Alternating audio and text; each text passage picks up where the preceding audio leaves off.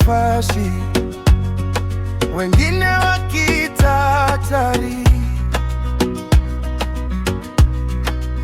Anachukua wazo, analifanyia kazi.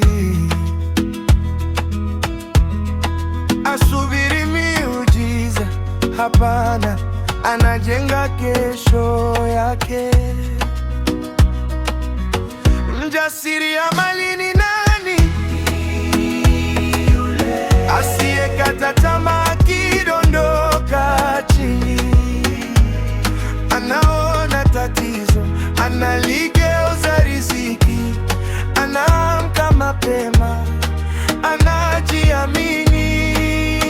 Huyo ndo mjasiriamali. Anapanga bajeti, sio tu ndoto kichwani. Anauliza maswali, anajifunza kutoka kwenu.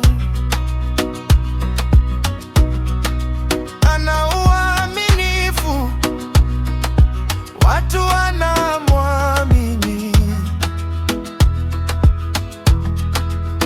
Akiahidi leo, kesho lazima timize. Mjasiriamali